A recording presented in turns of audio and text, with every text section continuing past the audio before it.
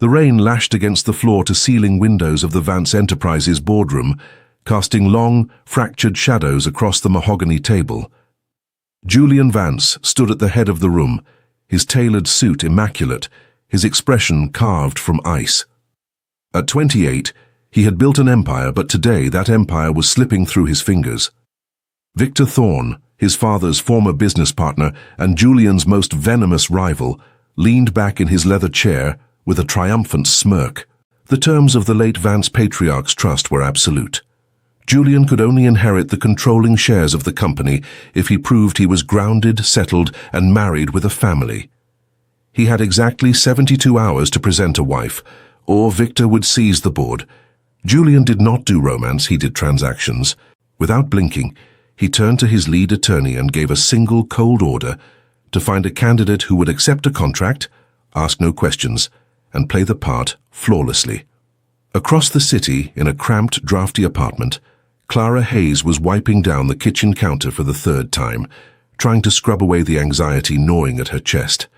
Her 5-year-old son, Leo, was finally asleep in the next room, breathing softly through the thin walls. Clara stared at the stack of final notice medical bills sitting next to the sink. She had worked double shifts at the diner and picked up extra hours doing data entry. But it was never enough. The world was a relentless machine designed to crush people like her. As she reached for the light switch, her worn cell phone buzzed on the table. It was an unknown number. Clara hesitated, expecting another aggressive debt collector, but something compelled her to answer. The voice on the other end was crisp, professional, and entirely out of place in her small kitchen. The lawyer did not mince words. He offered her a solution to all her problems, an insane proposition that sounded like a cruel joke. 1 year, a marriage on paper, total financial security for her and her son. Clara felt the air leave her lungs. It was absurd, but as she looked at Leo's bedroom door, she knew she had no choice. The next morning, Clara stepped into the gleaming lobby of the Vance building. She wore her best thrift store blazer, holding her head high despite the intimidating sea of marble and glass. When the elevator doors opened to the penthouse office, she was escorted into a room that felt more like a fortress than a workspace. Julian Vance did not look up from his monitors when she entered. He simply gestured to the leather chair across from him. Clara did not sit down. She stood firmly, her hands clasped to hide their slight trembling. When Julian finally lifted his eyes, he expected to see awe or quiet obedience. Instead, he met a gaze of absolute steel. Clara studied his sharp features and the cold calculation in his eyes, but she did not flinch. Julian leaned forward, sliding a thick folder across the desk. He told her the terms were simple. She would live in his estate, attend public galas on his arm, and pretend they were a picture-perfect family for the media and the board. In exchange, her debts would vanish. He spoke to her as if she were an acquisition, a piece of property to be managed. Clara placed her hands on the edge of his desk, leaning in just enough to disrupt his personal space. She told him that she would sign his contract, but she made it very clear she was doing this for her son's future, not to be his obedient little puppet. She warned him never to mistake her desperation for submission. Julian felt a strange flicker of surprise. Women usually tried to impress him or shrank under his authority. Clara Hayes did neither. As Clara flipped through the pages of the contract, her eyes caught the official seal of Vance Enterprises at the top of the document. A cold chill ran down her spine. It was the exact same logo that had been stamped on the foreclosure notices that ruined her father's small manufacturing business 10 years ago, leading to his tragic decline. She swallowed the bitter taste in her mouth. She was making a deal with the devil, marrying the very name that had destroyed her family. But she kept her face carefully neutral. She signed on the dotted line, her signature sharp and decisive. Julian watched her, completely unaware of the storm brewing behind her calm exterior. The wedding took place 2 days later, in a sterile judge's chamber. There were no flowers, no music, no family. Just the two of them, the lawyer and the ticking clock of the corporate deadline. Julian had sent a team of stylists and a rack of designer gowns to her apartment that morning, expecting her to arrive draped in silk and diamonds. Instead, Clara walked into the chamber wearing a simple, elegant ivory dress she had bought herself. completely ignoring his expensive gifts. When it was time to exchange rings, Julian produced a massive diamond that felt heavy and cold. Clara allowed him to place it on her finger, but her expression remained indifferent. She refused to play the blushing bride when there were no cameras around. Their first night at the Vance estate set the tone for their bizarre new life. The mansion was vast, echoing and entirely lifeless. Julian showed her to the master suite, informing her that they would share the space to keep up appearances for the staff, though the room was large enough that they barely had to cross paths. He tried to assert his control one last time, reminding her of the schedule for the week and the behavior expected of her at the upcoming charity gala. Clara calmly unpacked her small worn suitcase, placing her cheap drugstore face cream on the marble vanity next to his expensive colognes. She looked at him through the mirror, her voice quiet but unyielding. She told him he had purchased her presence, not her soul, and that if he wanted this charade to convince anyone, he would have to learn how to treat her like a human being rather than an employee. Julian stood in the doorway, his jaw tight. He was a man who controlled everything in his orbit, yet he suddenly realized that the woman standing in his bedroom, the single mother he had hired out of convenience, might be the one thing he could not command. The contract was signed, the rings were on their fingers, but the real battle between them had just begun. The first few weeks in the Vance estate were a delicate dance of avoidance and silent observation. Julian treated their arrangement like another corporate merger, retreating to his study every evening, while Clara focused entirely on making the vast, echoing mansion feel like a home for Leo. But a 5-year-old boy with boundless energy could not be contained by cold marble and silent corridors. One evening, Julian walked into the grand living room to find his meticulously organized architectural models covered in brightly colored toy cars. He froze, ready to issue a sharp reprimand, but stopped when he saw Clara asleep on the rug, her arm draped protectively around her son. For the first time in his meticulously orchestrated life, Julian felt a strange, tightening sensation in his chest. He did not wake them. Instead, he carefully placed a woven blanket over her shoulders and quietly left the room. The true test of their arrangement arrived during the annual Vance Foundation Gala. The ballroom was a sea of velvet and diamonds, swimming with investors and socialites eager to dissect the billionaire's sudden marriage. Clara stood by Julian's side, wearing a sapphire gown that commanded attention, her posture flawless. Victor Thorne slithered through the crowd, his eyes gleaming with malicious intent. He stopped before them, offering Clara a patronizing smile. He commented loudly on how remarkable it was that Julian had found a bride so quickly, adding a cruel jab about how difficult it must be for a woman of her humble background to navigate a room full of real power. Julian stiffened, ready to intervene, but Clara stepped forward. Her voice was smooth and perfectly measured. She looked Victor up and down and replied that true power did not need to announce itself at a cocktail party, nor did it need to belittle others to feel tall. A heavy silence fell over their circle before hushed laughter rippled through the guests. Victor's face flushed dark red as he retreated. Julian looked at his wife, genuine respect flashing in his dark eyes. She was not just surviving his world, she was mastering it. But the fragile alliance they were building shattered 3 days later. Clara was in Julian's study, searching for a pen, when she accidentally knocked a stack of confidential files off his desk. As she gathered the papers, a bold heading caught her eye.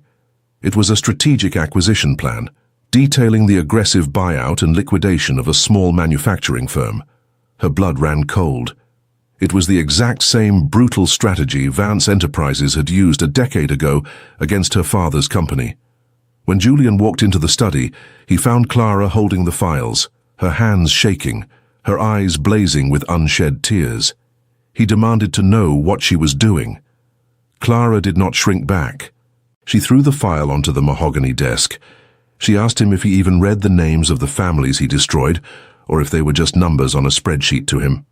Julian's jaw tightened as he defended his business, claiming that the market was ruthless and he merely played to win.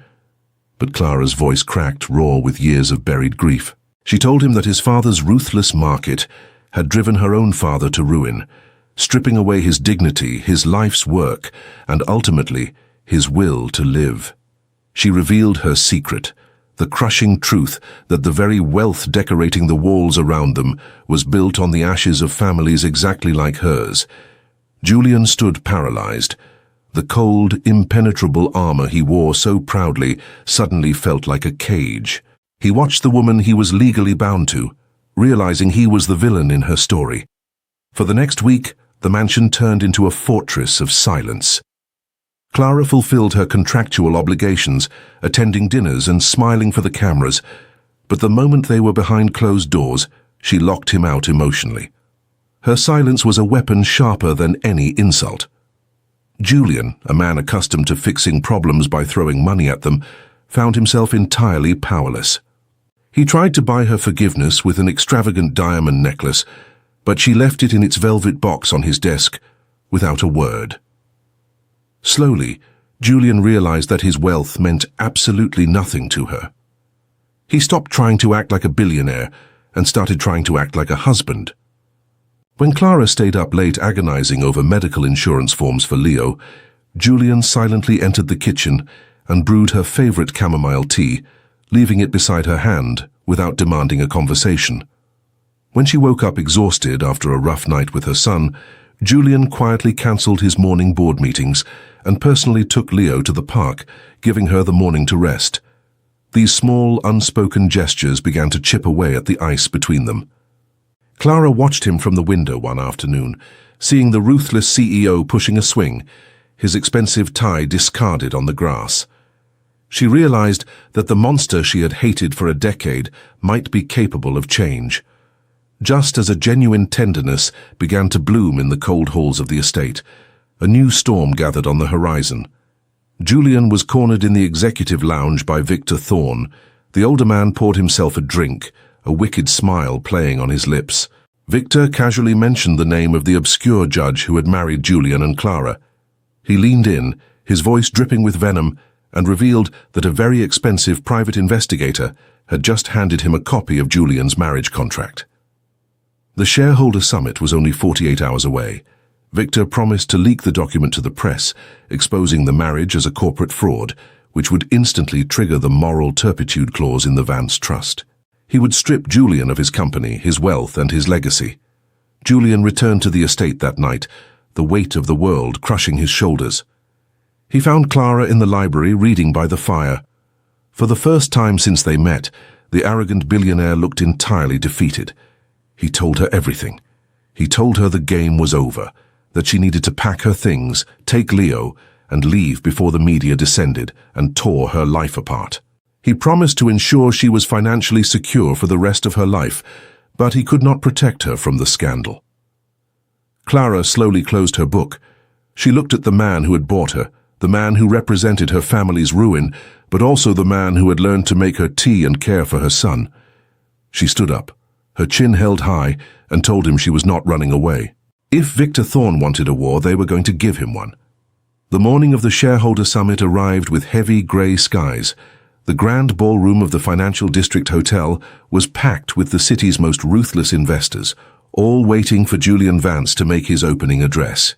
Victor Thorne sat in the front row, clutching a leather briefcase that held the stolen marriage contract. When Julian stepped up to the podium, the room fell silent.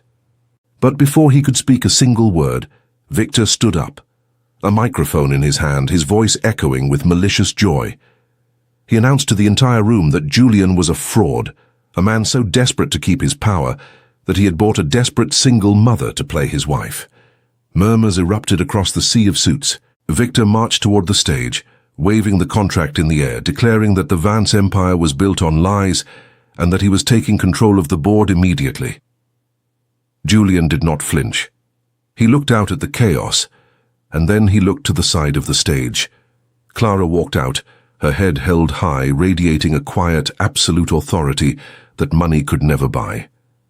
She stepped up to the microphone, her voice steady and clear. She told the room that Victor was absolutely right about the contract, but he was entirely wrong about the fraud. She explained that she had married Julian out of necessity, a consequence of the ruthless corporate machine that Victor himself had helped design. Then Julian pressed a button on the podium. The massive screens behind them flickered to life, not with their marriage contract, but with decades of hidden offshore bank statements and encrypted emails. Julian explained that while Victor was busy investigating a fake marriage, Julian had been investigating the real rot inside Vance Enterprises.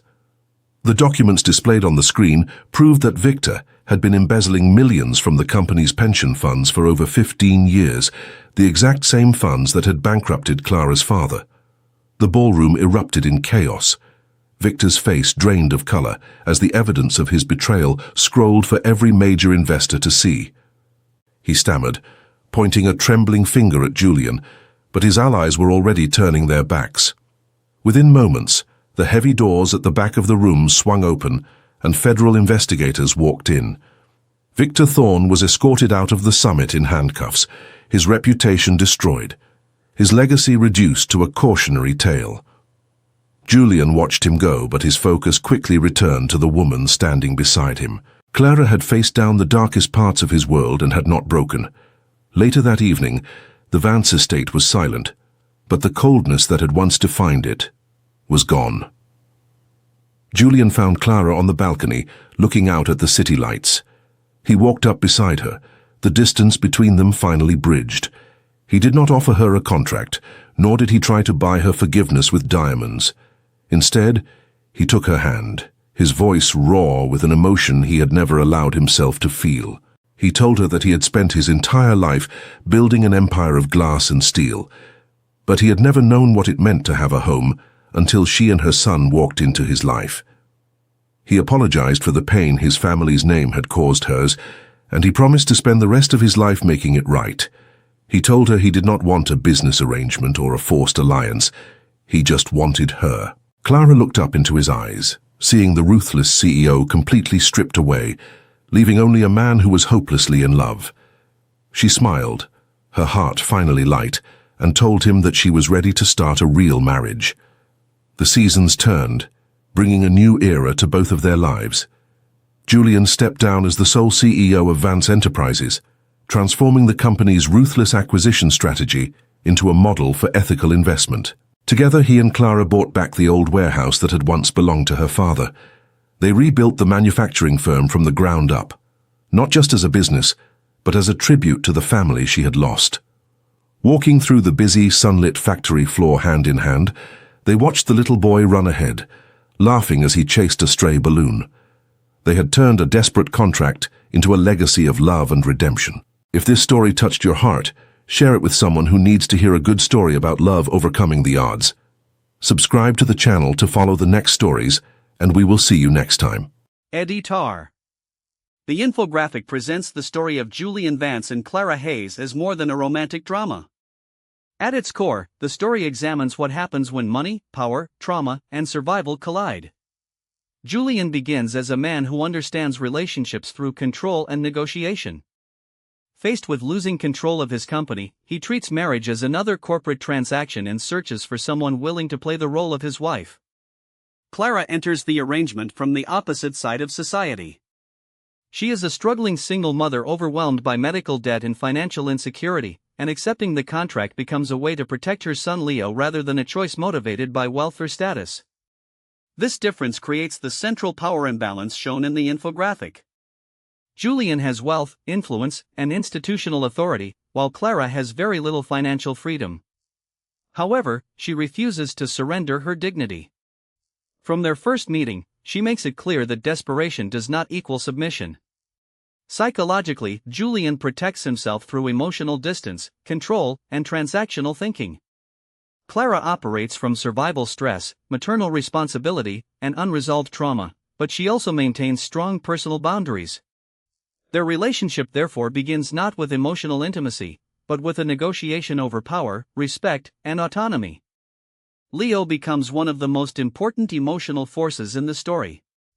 His innocence introduces something Julian cannot manage through contracts or money. Small domestic moments gradually expose Julian to care, responsibility, and affection. Instead of changing because Clara demands it, he begins changing through repeated experiences of human connection. His decision to cover Clara with a blanket, help her when she is exhausted, prepare tea, and spend time with Leo represents a psychological movement away from control and toward empathy. These gestures matter because they show that emotional transformation is built through behavior rather than promises. The infographic also highlights the social consequences of corporate power. Clara discovers that the Vance name is connected to the destruction of her father's business, forcing Julian to confront the human cost behind the strategies he once defended as normal competition. The story challenges the idea that business decisions exist only on spreadsheets. Behind acquisitions, bankruptcies, and corporate victories are workers, families, identities, and lives. Clara's anger forces Julian to see that privilege can isolate powerful people from the suffering created by the institutions they control. Victor Thorne represents the most destructive form of power in the story. He uses manipulation, surveillance, blackmail, and corruption to preserve his position. His attempt to expose Julian and Clara's marriage transforms the private conflict into a public confrontation. Yet the shareholders' summit reveals a deeper truth. While Victor focuses on the appearance of fraud, Julian exposes years of financial corruption and stolen pension funds. The scene contrasts reputation with reality and shows that genuine accountability requires confronting institutional wrongdoing, not simply protecting a public image. By the end, redemption does not come from romance alone. Julian changes his behavior, accepts responsibility for the legacy attached to his family name, and transforms the company's approach to business. Clara does not simply forgive him because he is wealthy or because he falls in love with her.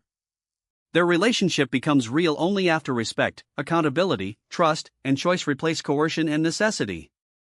Rebuilding her father's manufacturing company symbolizes this transformation. What began as a contract created by desperation becomes a partnership built around restoring dignity and repairing harm. The larger lesson is that trauma and inequality can shape human relationships, but they do not have to define their final outcome. When power is tempered by empathy, responsibility replaces denial, and love becomes a choice rather than an obligation, both individuals and institutions can change.